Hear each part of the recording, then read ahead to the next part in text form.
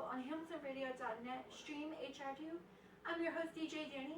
So tonight you can actually join us. We'll be live tonight on Facebook.com/DJ Danny Show with audio and video. And if you just want to tune in for audio, you can go to HamiltonRadio.net, stream HR2 for just audio. We're also going to be taking some callers later on for our guests as well. So Thomas Makoviak, hello. Thank you for being here tonight. Oh, thank you for inviting me to be on the show. So a lot of people don't know that about what you have done, but on top of it, first of that, we work together. So you work for Firefighter Sales and Service. That's correct. And when I first started my job there, you were telling me so much about this book that you were getting in prepared to write, or it was in pretty much the final stages. It was actually going through the production process. Yeah, it was in production, that's correct. Yeah, so we're here today to actually discuss your book, find out a lot of the inspiration behind it. A lot of people to get to know you better, you and Christina Grimmy, and some people to find out a lot more about Christina, because I'm going to tell you, with me reading that book, I found out so much that I didn't know. I didn't know she had tattoos. I didn't know she was a huge animal lover, with PETA. So the whole situation is, when people read about the biographies of different people, they can relate to it, but they can also learn so much, and it makes them feel so much, stronger and broader and everything. So that was really exciting on my journey of just reading your book, to get to know her a lot better than just being on The Voice. Yeah, so a lot of people, when they read the book, they said that it really filled in a lot of the gaps of what they knew about her. Yeah. Especially different things that occurred during her childhood, and things that occurred while she was on The Voice, and even that period afterwards too. So I wanted to know if we can get a little bit started with you just being here today, about being an author. What do you feel like your inspiration was to actually, write a book? Well, from the time I was a little child, many, many decades ago, I was always interested in writing. My brother and I, we used to write like a newspaper or a magazine. We shared it with each other, we shared it with some of our classmates. And I just had a lot of interest in writing. But I never really thought about actually having a book published. Yeah, it was just something that I enjoyed doing. And as I got older, I started getting involved in different things. The different companies that I worked for, Automatic Sprinkler Corporation, they had a company newspaper. Okay. I contributed articles to that. We used to have a newspaper with Firefighter when I first started. What happened? Did that just stop? It got to be a lot of work, especially since I was the editor, and I was also writing a lot of the articles. Oh boy, okay. Yeah. Just a little crazy. Yeah, and with all the different responsibilities that I had at work, it was a lot of time and effort had to go into that. Very time consuming. Yeah, we started out with the company newspaper being a weekly thing, and then it went to monthly. But even at that, it was just a lot of work putting it together. So it eventually just went by the wayside. So, but we had that going for about 7 or 8 years before we put it to rest. So do you feel like, growing up, and this is something that you wanted to do still in your back pocket to this day, of what you did now, do you feel like when you were with Firefighter or your other company where you got to also do the editorial, that helped you kind of cater to your other dream? Yeah, it did. I wanted to get a book published, but the problem is always, what do you write about? And there were a lot of different things that I had an interest in, but it really didn't go beyond an article or maybe like a letter to the editor type of a thing. Putting together a book takes a lot more work, a lot more thought. Now my daughter, she was always good with creative writing. She's written in journals that could be actually published into books. Oh my God, that's amazing. Yeah, wow. But she hasn't had any of it published. Does she not want it published, or is it something that she... Yeah, she just didn't feel that it met the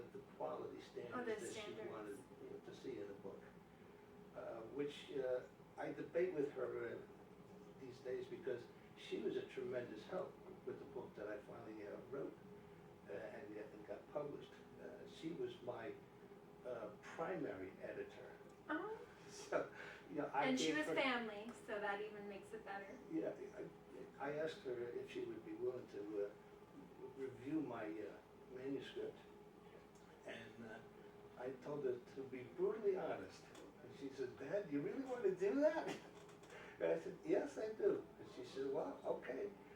And you know, I gave her the manuscript, and we went back and forth with different things that she wanted to see changed, as far as rearranging things, taking certain things out, putting other things in. So she was very, very helpful with the process of putting Christina's story together. Well, we're going to get a little bit into that, as well as getting to know yourself through that. Yeah. So the writing process for me actually started in September of 1999 when I finally started to put together a book. Okay. Not this one, obviously, but it was a book that's titled Something to Think About, and it's basically just random thoughts about the Christian faith. And I started writing that in September of 1999, as I said. I was 3. And I still have not yet submitted it for publication. Oh, is it done? It's about 200 pages long. Okay, And so you have another book coming out. Well, maybe, we'll see. So, but, and then I do have a third one that I started on as well.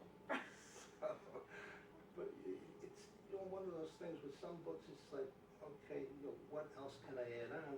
Yeah. And with other books, it's like, I really need to stop.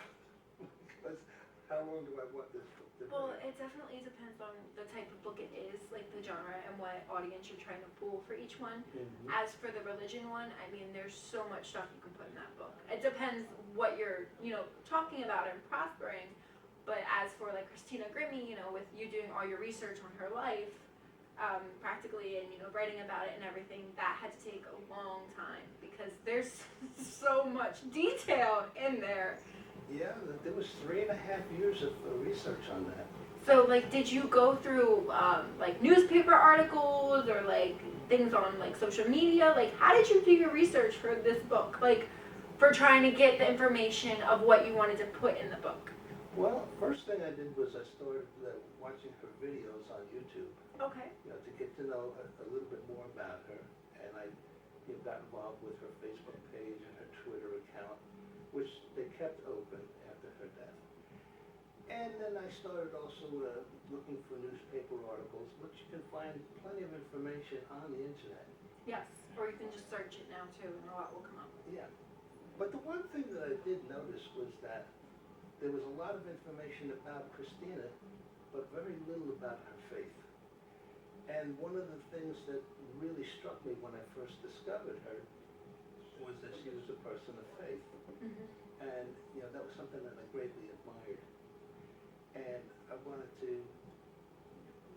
let people know that she was a person of faith. Now, a lot of people knew that from her Facebook account and from her Twitter account, but they didn't really understand the biblical basis behind the things that she did. And that was the thing that I wanted to explore. And there was very little information available about that. So I had to try to make contact with family members, with close friends, and try and get that information. And that was a challenge. You were just trying to find. Well, I was going to say, getting a little bit into where you were trying to, get in contact with them. Did it ever seem, I mean, the family's probably so sweet and so nice, but did it seem like when you were contacting them, were they like confused? Were they like not creeped out, but more of like, who is this person? Well, I'll tell you, the very first time that I met Bud and Tina, Christina's dad and mom, was at the cemetery where she's buried, and it was on the first birthday after Christina's death. And I had actually been visiting the grave a number of times prior to that, and that's how I actually got to meet a number of her family members And her and fans. her fans Mhm. and her friends. And that gave me a great opportunity to get a lot of information about her. And the more that I talked to people, the more I was very impressed with how deep her faith was. And when I was at the cemetery that March 17th of 2017, I'm sorry, March 12th of 2017, I had been there in the morning, and it was a cold, rainy day. And I talked to maybe 100, 110 people that day. Okay. And it was getting near noontime, and I figured I'd been there for about 4 hours already. I was cold. I Oh, started to feel goodness. a little miserable. Okay. So I decided, well, it's time for me to leave. And I was hungry, and nearby in Malton was Sal's Pizza Works, which is a place that Christina used to hang out with her friends. Oh, okay. And she always loved their panzerotti. So I figured, okay, I'm gonna go, I'll stop there, have a panzerotti for lunch, and then I'll head home. And as I was at Sal's, I realized that I had left my briefcase back at the cemetery. So I figured, well, it's only a 15-minute drive back there. So I went back, go pick it up, and there's a bunch of people starting to gather. And I started talking with some of them and find out that it's her aunt, her uncle, nieces, cousins. Oh. So, and these were people that I hadn't had a chance to talk with before. So we started talking, and I told them, about the fact that I was trying to put together information to possibly write a book about Christina. And they informed me that I should wait for about 10 more minutes. For the mom and Because dad. Mom and Dad were on their way. Oh my gosh. Okay. So, we all gathered together. I waited, and they arrived. And Bud and Tina, they approached Christina's grave. And Tina, she stood in front of the grave for a few seconds, and then she just started to collapse because she was just overwhelmed with grief. And everybody just rushed in, keep her from hurting herself. From falling, yeah. So, we all stood there, and we all had a moment of silence. And then there was time, for everybody to, console the mom and dad. And I just waited till the end, and I talked to them. Introduced yourself. I introduced myself, and I had asked Bud if it would be okay for me to just lead everybody in a prayer before we all parted. And he said, that would be great. And he said, I noticed that the Bible that you have, is that an NIV edition? And I said, yes, it is. He says, I thought it was, because that's the exact same Bible that Christina used to use.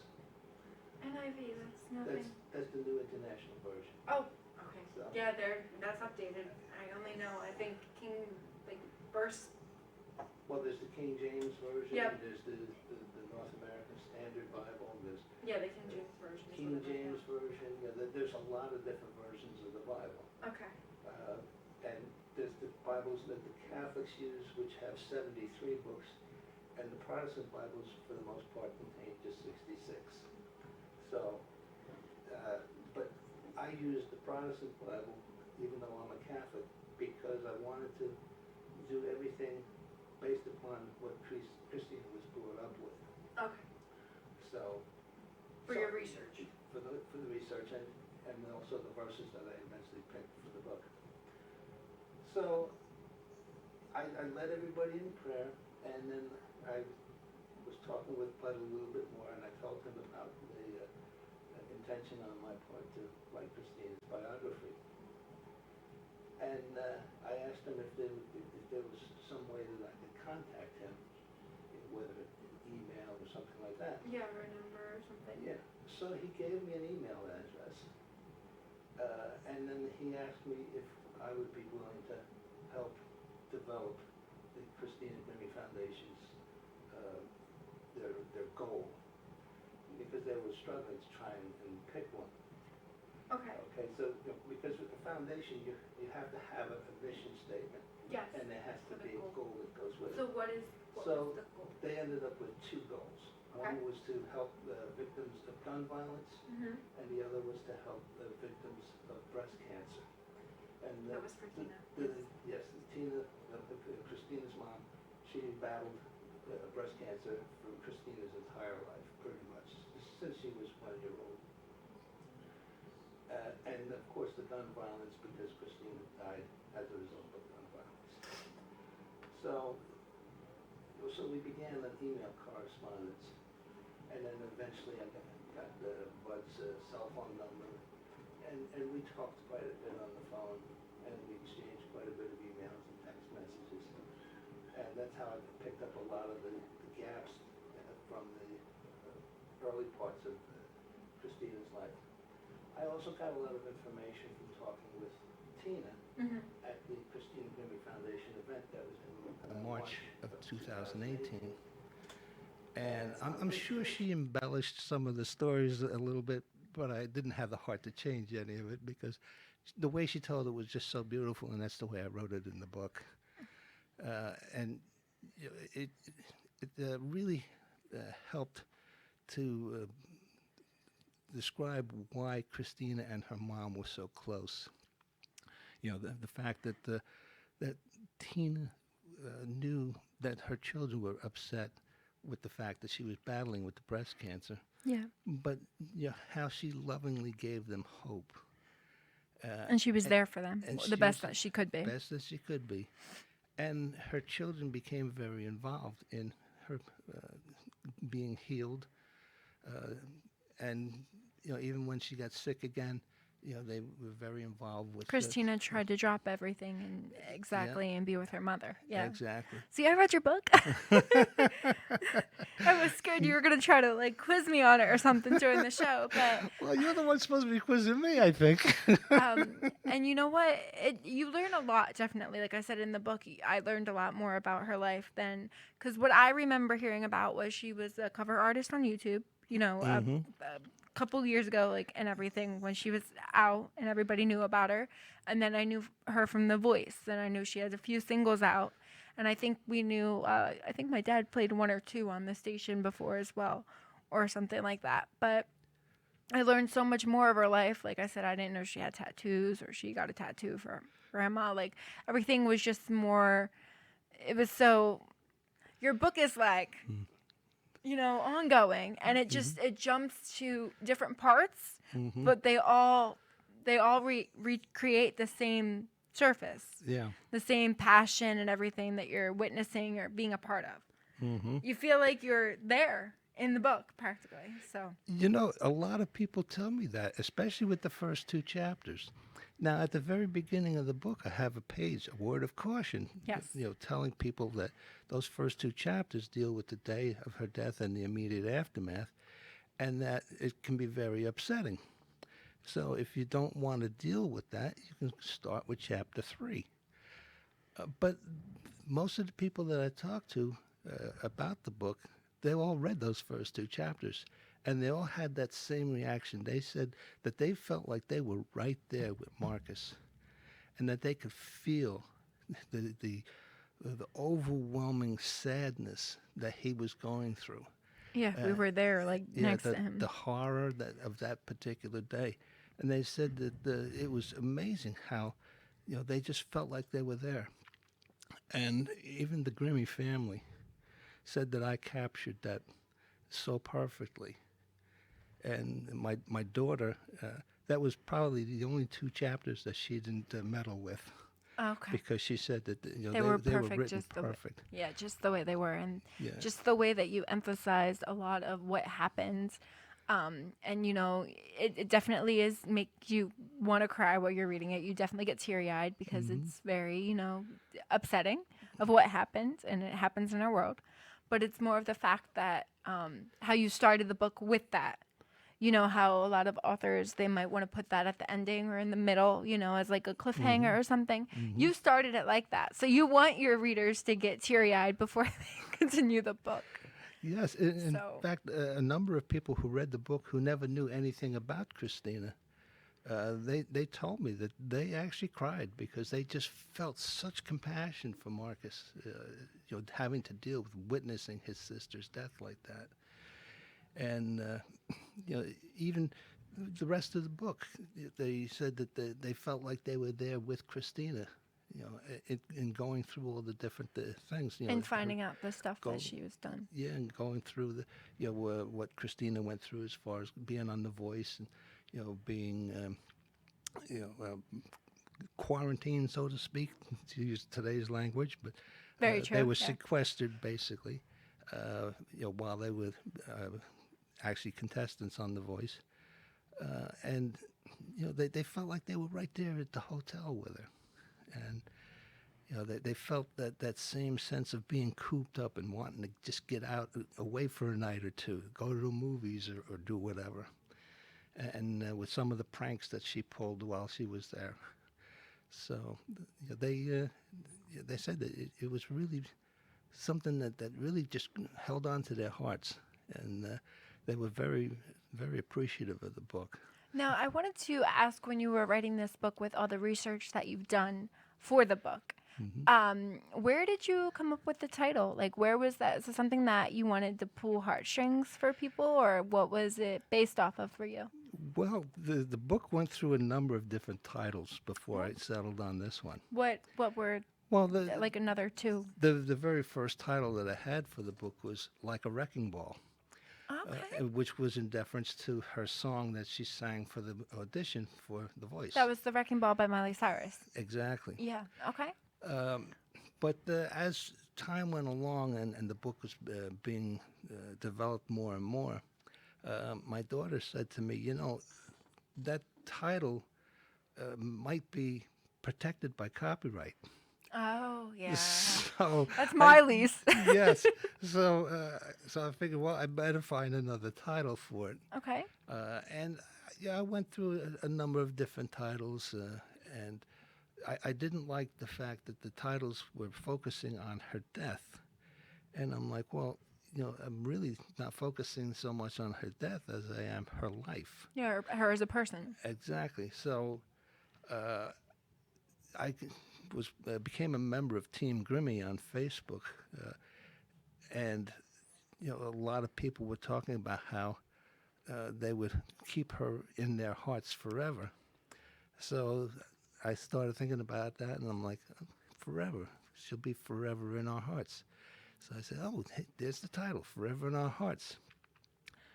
And then I thought, I got to add a little bit more to that to give an idea of what's in the book. And I thought, well, the book is about her life, her faith, and her legacy. So, ergo, Forever in Our Hearts, the life, faith, and legacy of Christina Grimmie. Okay. Oh, that's perfect. So it was a perfect ring to it.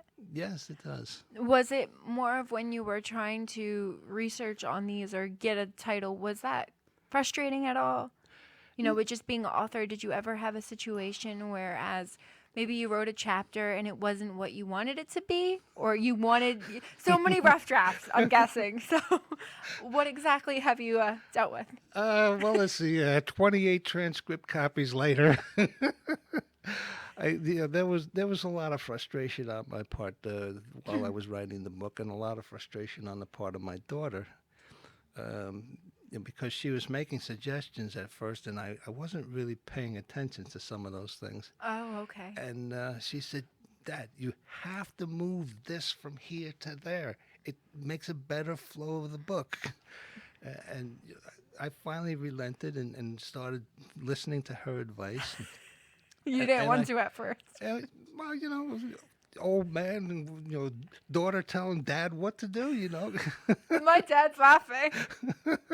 So And I understand. So it was a little bit of pride at first, and then I realized that wait a minute, I better be listening to her. She's very good at doing creative writing, and I didn't want my book to be something that people were not going to be able to get into.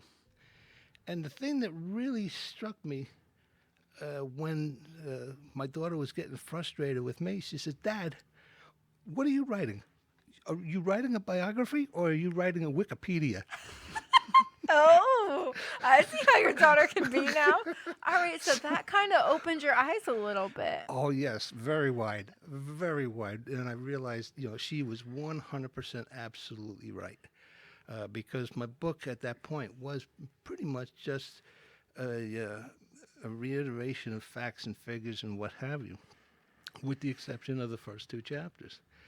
And she said, you have to write this with the same compassion and same feelings that you wrote those first two chapters. And she helped me a lot with that to get that storyline more organized and more interesting. Get it very flowing as well for all the listeners and Oh, yeah. people that are tuning in and everything. Yeah, when you look at the first draft of my book and the final draft, it's like, except for those first two chapters, these are two different books.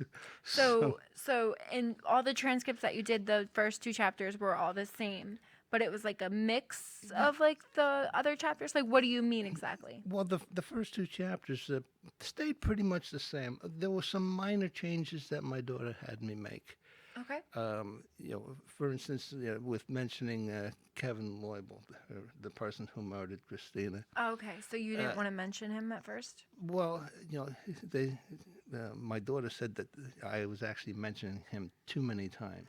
Oh, okay. So, and also I had initially written just his first name, and my son-in-law said, they're not buddy-buddy.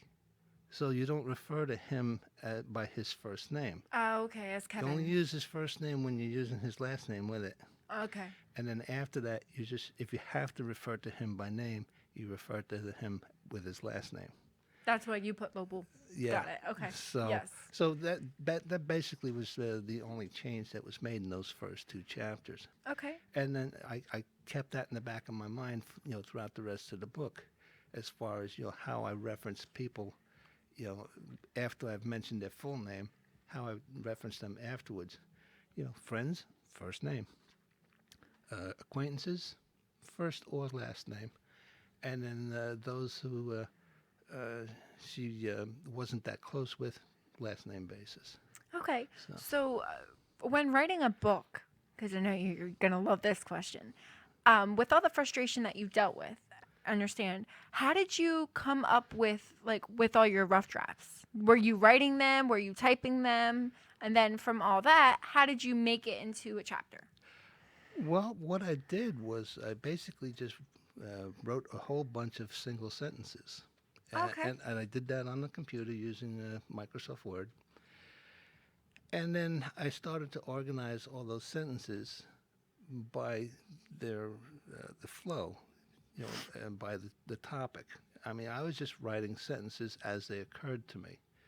And then I just moved things around. It's pretty easy. You just highlight, click, and drag and to the new spot. And then you look it over and see if it sounds good. And, so that's basically what I did. But the other thing that I did, too, is I looked at, okay, where did I get the information from? Because I knew I was going to have to put footnotes in. Yeah. So I figured instead of just going back and forth, I'll try to keep things organized by how the footnotes are going to be. That's part of the process. You start with just the random thoughts. With the book that I started writing in September of 1999, it was basically just writing things on index cards, and then just later on, organizing those 5x8 index cards into some kind of order and then writing it. Yeah, the order that you wanted to come out in the book. Exactly. Okay, so it's definitely different from 1999 versus now. Yes, yes. Unless you wrote any of the Bible scriptures on index cards. No, even the Bible references that are in the book, those were all something that I wrote onto the Microsoft Word. And then just move them around. And when I first got the idea to write this book, I felt like it was a call from God to tell Christina's story from the point of her faith. So I knew I was going to be putting Bible scriptures in the book. And, God just put it on my heart to at least start each chapter with a verse that pertained to what was going on Or in what that the chapter was. Yeah, I was Yeah. going to talk about that as well. Not to cut you off or anything, but I want to make sure we have the phone lines open. Doc G, do we have the number posted? If anybody wants to call? Oh. Doc G? Do we have the number posted if anybody wants to call? All right, yeah, we fixed. Okay, we'll put the number up. Okay. Is that all you need? I'm like, he's saying we fixed it. I'm like, fixed what? What happened? Yeah, so we're going to open the phone lines if anybody wants to call in. Anybody that has comments or questions or anything for Thomas, you can give us a call at 609-807-2492, 609-807-2492. So getting back to you with the Bible scriptures, as you were picking the ones for each chapter of what they based off of, how did you go about that? I mean, I know you're very spiritual yourself, so was it easy for you to find these passages? Yeah, it was really pretty easy for me to find them because I've read the Bible from cover to cover a number of times. Okay. Okay. Or if you're going to start saying some Bible scripture right now, I'll be shocked. So, it was just something that, I enjoy reading the Bible because every time I read it, I could read the same passage each week and come up with something new each time that I read it. So, I was familiar with it. Now, like if you ask me to to quote something from Scripture and tell you the chapter and verse, I can't necessarily do that, but I know that where it is in the Bible roughly, and then I can find it and actually make reference to it. Okay. So. So it was pretty easy for me to find those, and decide on the particular ones. But my problem was that I was actually coming up with too many. Oh. In fact, the first time that I wrote chapter 7, my daughter said to me, "Dad, red flag." She says, "Do you know that you have more Bible verses in chapter 7 than you have in the entire rest of the book?" Oh my goodness. She said, in the very beginning, you talk about how Christina never pushed her faith on people. She said, and you even said in the introduction that you were going to try and follow the same format. And you're pushing and she says, and you're violating your own statement because you're pushing your faith there. Oh, I love your daughter. She's so funny. So, but she was right. She's very true. Yes. Yes, and so I pulled back. And I kept some of them in, but what I did was I put them in the footnotes instead of in the body of the book. Okay. Yeah, no, I understand. I see them in the footnotes. And then also in one of the chapters where you had it, where you were saying her and Selena. I actually didn't even, I mean, I know who Selena is, but I didn't know their death was close. And then you had footnotes, scripture at the bottom with that as well. Selena Quintanilla. Yeah. I can't say that. So, and I was noticing, I was like, a lot with, each one. And then you also have in some of the, like in the pages where you mention who the people are, like define it or, what it is that you're talking about. I guess to help the readers to cope or understand. Well, give the readers some idea as to why she made the decisions that she did, because she was very, very deep into her faith, and she was very much into the Bible, into Scripture, and not only did she just did she read it, but she also looked for ways to apply those lessons. So I wanted people to be able to see, here's what she did in real life, and here's what the Scriptures say, and they can actually see that verse being put into action. What she did, yeah. And, one of the comments that I get from a number of people is the fact that, the Bible for them is now more alive because of reading this book, because they could actually see how different verses can be applied to their everyday daily lives. Whereas before it was just, okay, here's the story, these were great stories in the Bible, but, how does it apply to me? Yeah. And by reading about how she put that into action in her life, it just And shows. it gave them, more of an insight into what their faith is all about. So getting more into the book, if you want to explain what some of the chapters are, or for the listeners that want to know more about your book. Well, basically, the book is set up into 12 chapters, and as we've said a number of times, the first 2 chapters deal with the day of her death and also with the days immediately following. From chapter 3 through chapter 12, it covers her life, and basically chapter 3 starts with her mom and dad on the beach at the Ocean Grove, and her dad proposing to her mom. I know, I said that. I was like, that's so cute. Like, after the teary-eyed, then it's just, oh. And then I feel like I could see that, too, while reading the book. So that was pretty exciting to do something like that. Yeah, and then, the birth of Christina. And I also talk about the fact that it was only 15 months after the birth of Marcus. And, those two were very close in age, so they were very close to each other. Marcus and Christina. Right from the get-go, yeah. So... I take that, her childhood years and, how she met her 2 best friends, Sarah Lukeman and Lauren Longo, and, how they bonded together and how that friendship just developed over the years. And then I take that into, Christina getting involved with posting on the internet with YouTube, how Lauren was the one who actually pushed her to get involved with it. And Christina, she finally relented pretty much to get Lauren to shut up about pushing, to get involved with the YouTube. So she did it. But, yes, and how, she developed this sense of rapport with her audience. And that, she was just, the way she normally is, and you're just such a lovable, open person, and that her fan base just quickly grew.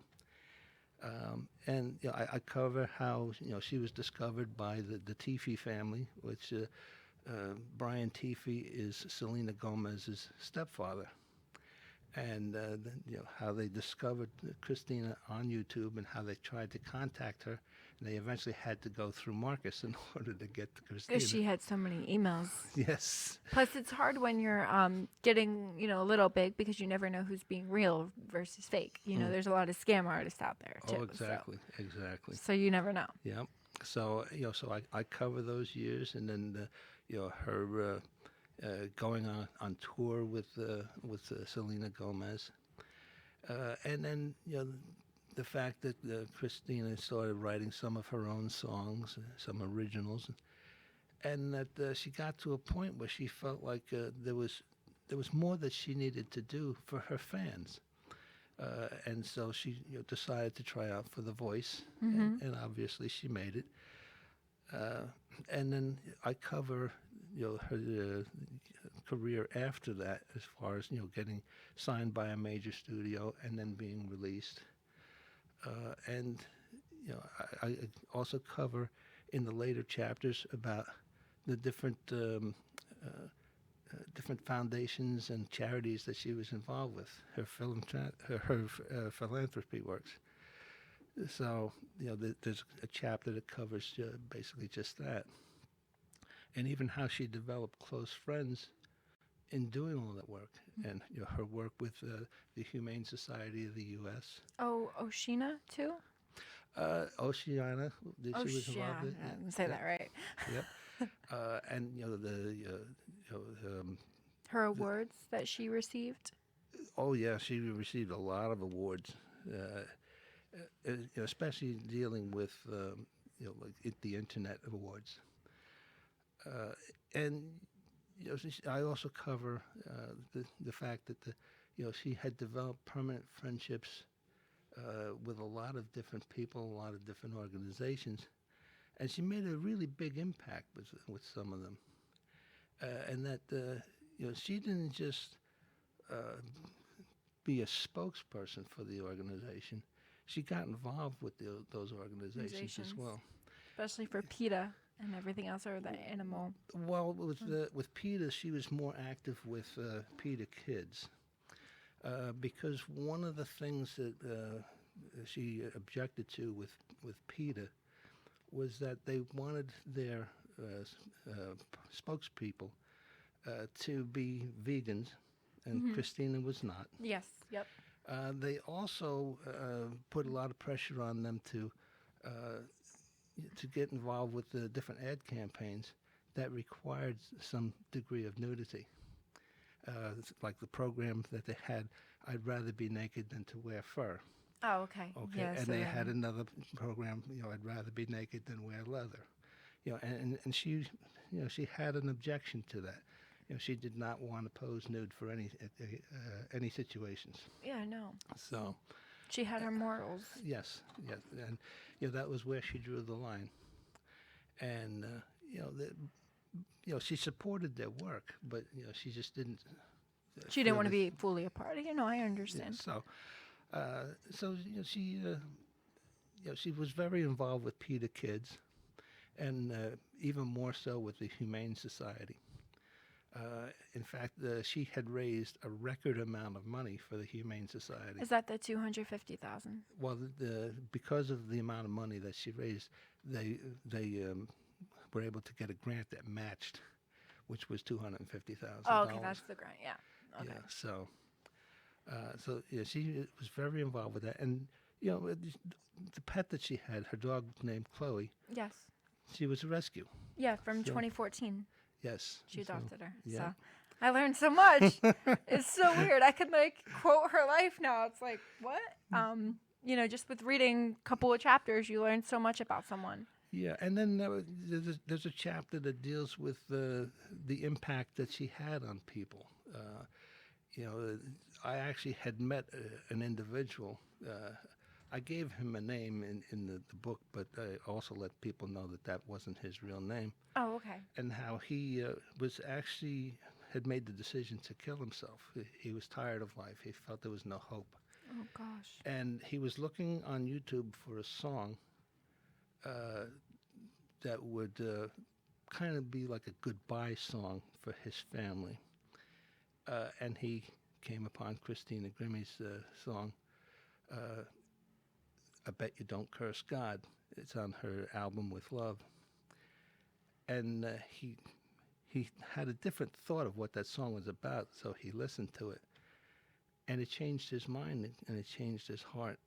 And he made the decision that, It's the Life tune was of the worth- song too. yeah. Life is worth more than you think. yeah, and he decided that he had to hold on, that he had to, find a purpose for his life, and he credits Christina with saving his life.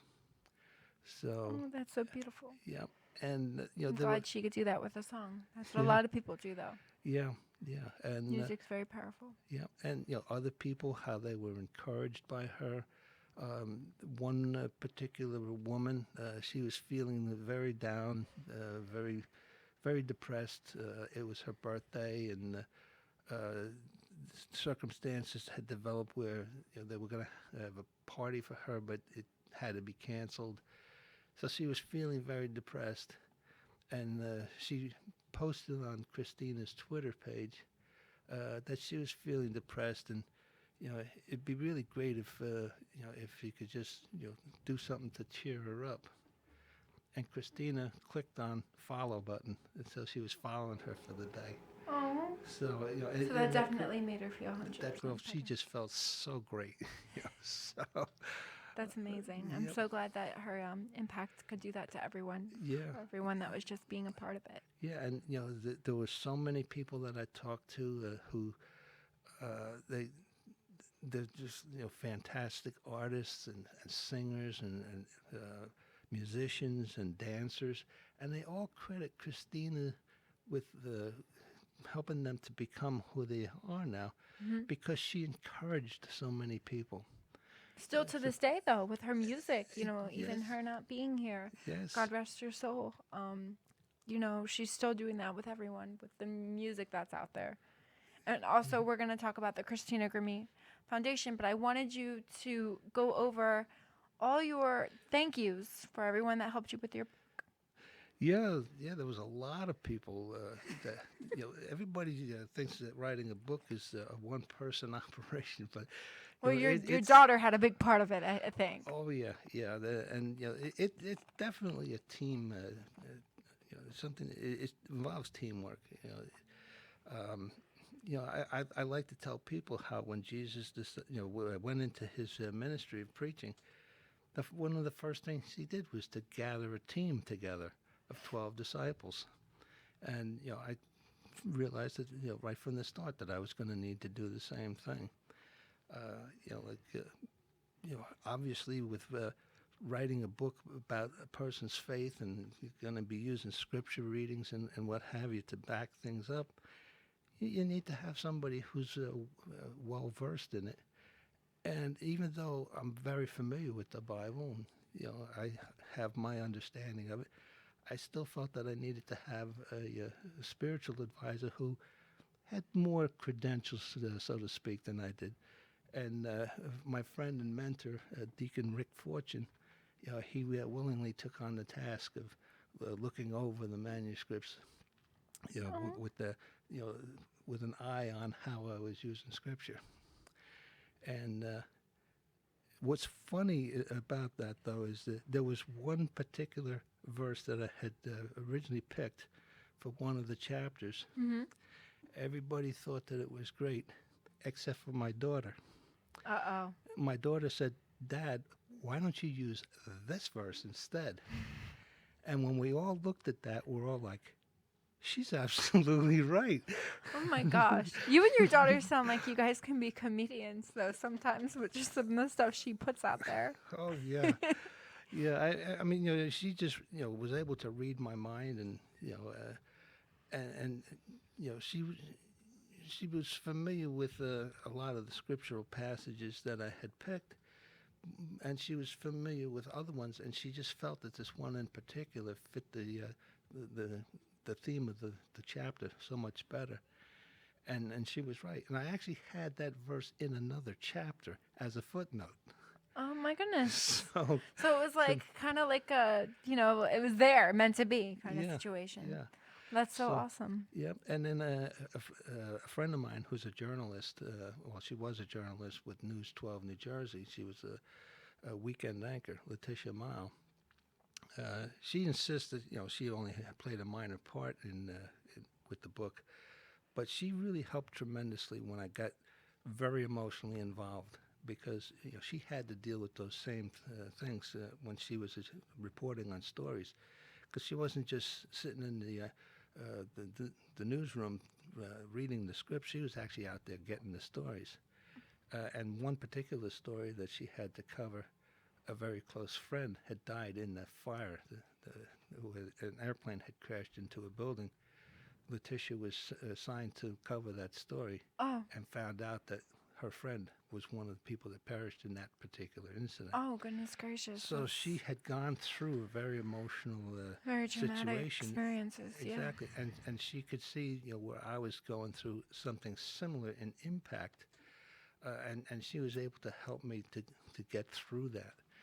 And that for me was very, very critical, because there's a lot of help that I got from my daughter on the actual book, Yeah. and from others who contributed.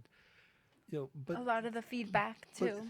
but dealing with the the emotions, it plays a very important part too. And having her, having Letitia help me get through those situations, it was a godsend. In fact, I think everybody that was on my team was sent to me by God. That's Because- amazing. They were all angels. Yes. They were there for you, Yes. meant to be. That's amazing. Yep. It's really good. So, and then there were others that contributed to the book, as well as with just different things. A good friend of mine from the prayer group, Mary Ann Codgett, she's a published author, and she explained the whole publishing process to me. About going self-publish or going through a. Was it a little like, oh my gosh, what are you talking about at first? Yes. Because it was maybe a little overwhelming. I mean, like you wanted to get this book out immediately, but you didn't, or you maybe didn't know how many steps or challenges it took. Well, just the fact that I didn't really understand the difference between self-publishing and going through a Publisher? publishing outfit. I try and avoid saying things like self-publish and a real publisher because they're both real publishers. It's just how they handle the things that's Well, is different. one cheaper than the other? Are they still the same price? Well, with most of the self-publishing firms, it's fairly expensive. So it's more expensive. Yeah, with doing, and it also depends upon the genre of the book that you're doing as well, as far as what your upfront costs are going to be. Yeah, for what I was doing, writing a biography, if I went self-published, it pretty much guarantees that your book is going to be published. And the upfront costs for me would have been anywhere from $11,000 to $14,000 of upfront cash. Yeah. Okay. Whereas with Covenant Books, the only thing I had to put out was just under $4,000 to cover the ISBN numbers and the copyrights, and that money will be reimbursed to me through their fee process. So basically, what it is when my book sells, the Covenant Books gets 5% of the profit, but they don't collect any of that until such time as I've been reimbursed, so to speak, for the $4,000 that I put out front. Okay. So once I've been reimbursed for that, so to speak, Then they start taking collecting. the 5%. Yeah. Okay, got you. So they're not doing that yet. No, not yet. I haven't sold enough books yet to Okay. be hitting that mark. Well, So where can people purchase your book? the book is available on Amazon. It's also available on Barnes & Noble, Books A Million. It's bookdepository.com. It's an ebook as well, right? Yep, it's in two formats: paperback, which is $19.95 list price, but you can get the different deals on that depending upon the online source that you use. Yeah, and it's also available as an ebook for $9.95. So and that you can get that through iTunes. The book is distributed worldwide by Ingram, which is a pretty big book distributor. Well, it's by Covenant, though, isn't it? Well, Covenant works with Ingram. Okay. Covenant actually publishes the book, and Ingram is the one that distributes it. Okay, so there are two big parts of the Yes. distributing, publishing complex. Yeah, and with a lot of the self-publishing, they'll get you onto Amazon, they'll get you onto Barnes and Noble, but then the rest of the publicity and all that is on the author. Covenant, they go a step further because they actually produce a video that's on their website that I can post onto mine, which I don't have yet. Working on it. Yes, Website it's we are working on. Yes. Next year? In the works? Hopefully by the end of the year. Okay. So, Or the beginning of 2021, yeah. if So life gets better. yeah. And so the Covenant also gave me a list of things that I need to do as far as getting my name out there. Okay, as an With author? yes, with registering with different different organizations and what have you. You're getting involved with Goodreads because Goodreads is where a lot of people do the selection of books. So I actually got my book incorporated onto their website. So, and what they do is, like if somebody punches in that they're interested in reading a biography about somebody, it provides suggested reading. So my book is there under suggested reading for Is biographies. it like a library?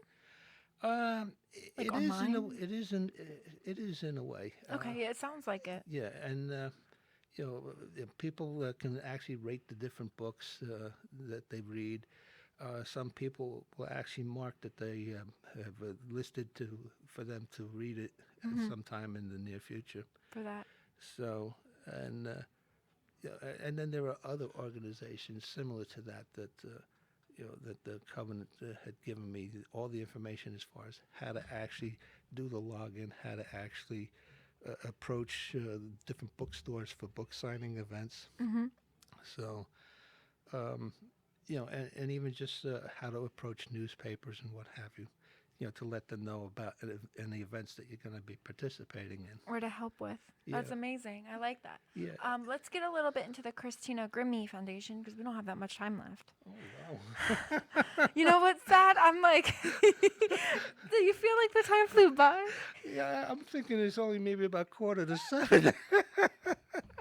So let's get a little bit into the foundation. So when you met with Bud Mm-hmm. and Tina, Bud wanted you to help with this foundation. Now the foundation was the two goals that you spoke of before, which was gun violence and also for Breast cancer. breast something like cancer. that, yeah.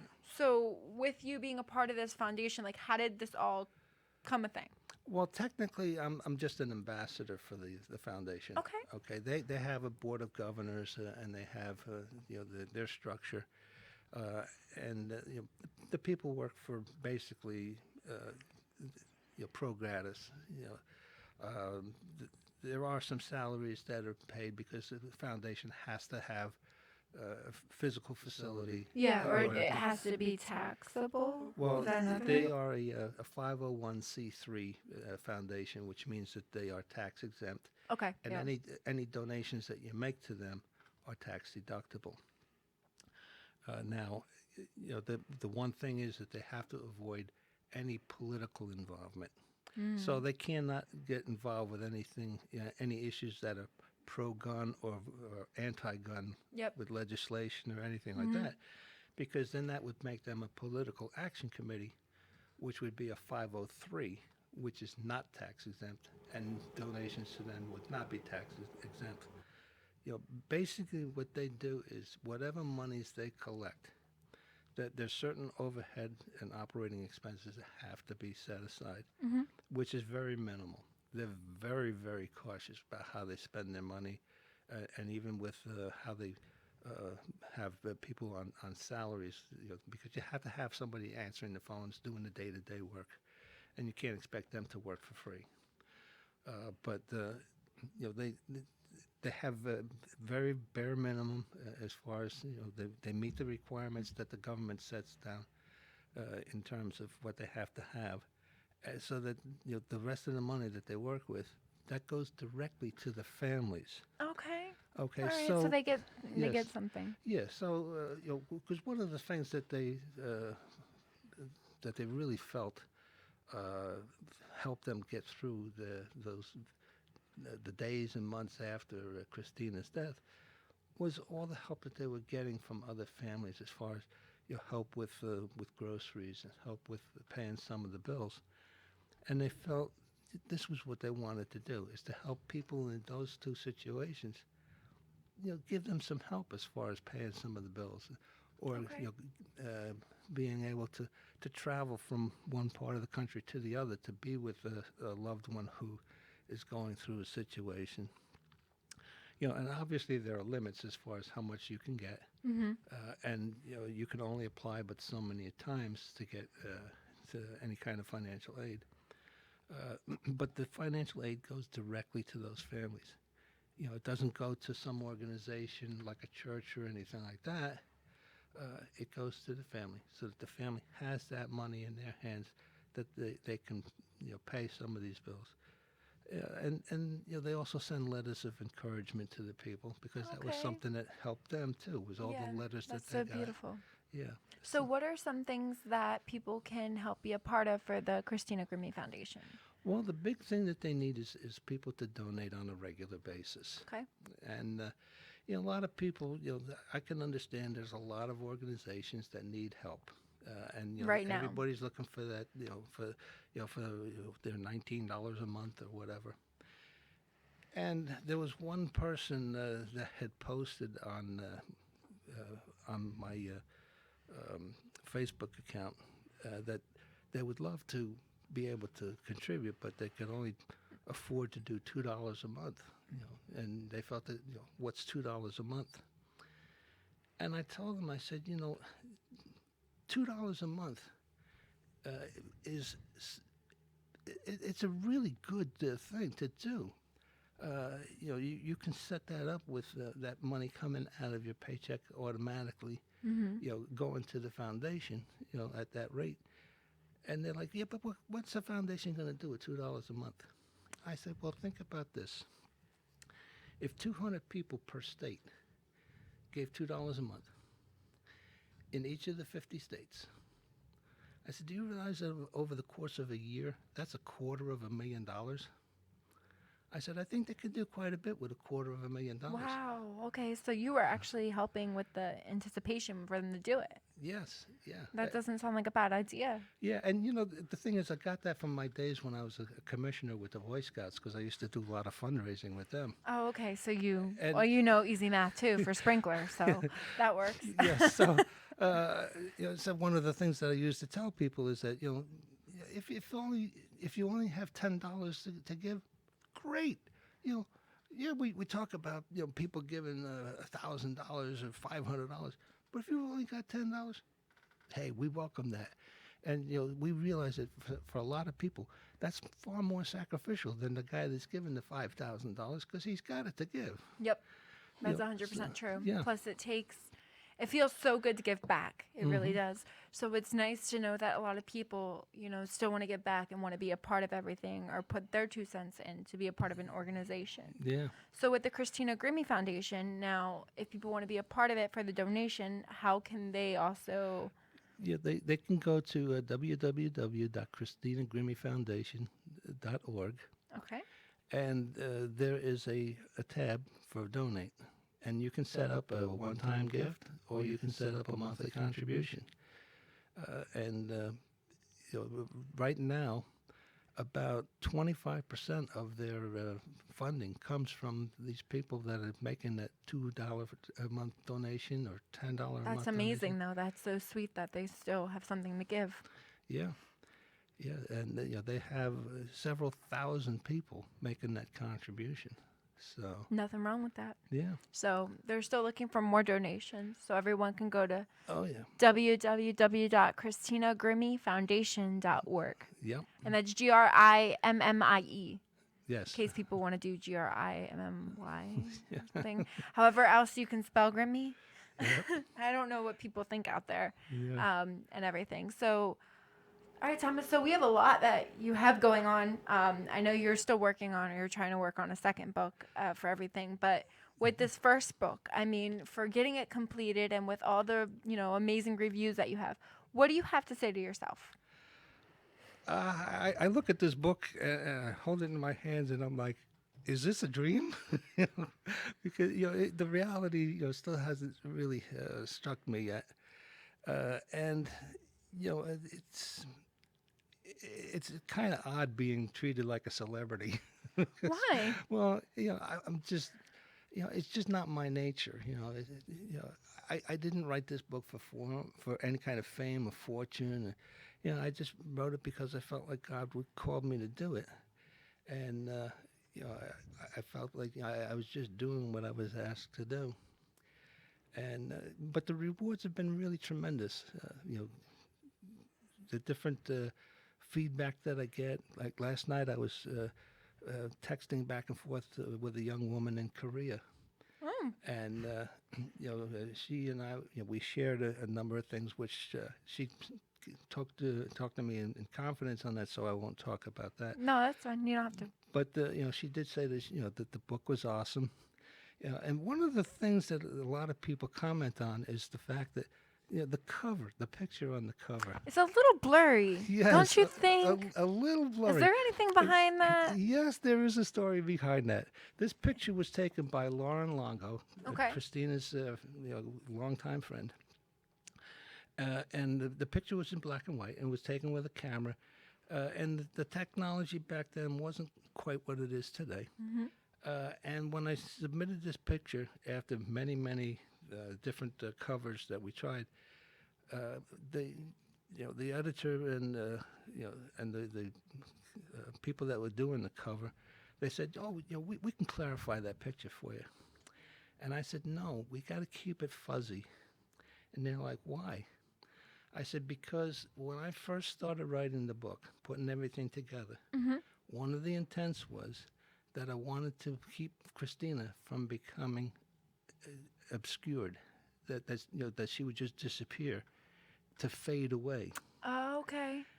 So the fuzziness of the picture represents fading away, and what I was trying to stop. From people forgetting about Christina and the wonderful person that she was. That she still truly is. Yep. And when people hear that, they're like, "Wow, that makes a lot of sense." That's so deep, Thomas. Oh my gosh. I mean, that's extremely deep. Yeah, I mean the green ink, that I green love was that. Well, Christina's favorite Yeah, color. well, you said with green, yeah. Yeah. So, but yeah, there's just a whole lot to it, and I could just go on for hours about it, but. Oh my goodness. Well, honestly, I mean, you didn't even know what time it was until you looked at the clock, so. Exactly. So I understand that completely. But I mean, we're definitely going to have you back in the studio sometime again. I know that you would love to come back. You have so much more to share with the book. It's just we don't have that much time. Well, we thought we did, but we didn't. And I just want to thank you, though, for coming tonight, to be on the show and to promote your book and just to see if we can help you with your book sales and everything that's going on. So I appreciate that. So if you want to give out where people can find your social media and the book. Well, I am on Facebook, obviously under my name, Thomas Makoviak. I don't have a website address yet because it's something that I'm working on. Okay. Yeah, right now I'm exploring different companies as far as which one I'm going to sign with. You should do develop the Wix. That's what my website is. It's very easy to maneuver. Okay. If that I'll would look help into you. that, yeah. I mean, I'm looking at several different ones. Okay. Yeah, Well, you can look and see what the prices are, but Wix is easy for me to maneuver. So. Yeah. So, so that's basically where they're going to find me. And then, like we mentioned, as far as finding the book on Amazon, you can also go to local Christian bookstores or even Barnes and Noble's stores, the brick and mortar stores, and ask them to order the book for you, and they can get it because they're all associated with Ingram. Okay. They get the books from Ingram, and one of the things with Ingram is they'll send hundreds of copies to the store for a book signing on consignment, and whatever doesn't get sold, they can ship back to Ingram at no cost. Wow. So That's amazing that everybody works together. yeah. Wow. Well, thank you so much for being here. I hope you had a blast being on my show. Oh yes, it was fun. And I'll definitely have you back on again sometime so we can try to get some colors and everything for you or whatever you want to do for your show. Okay. So thank you all so much for tuning in, and make sure you guys purchase Forever in Our Hearts.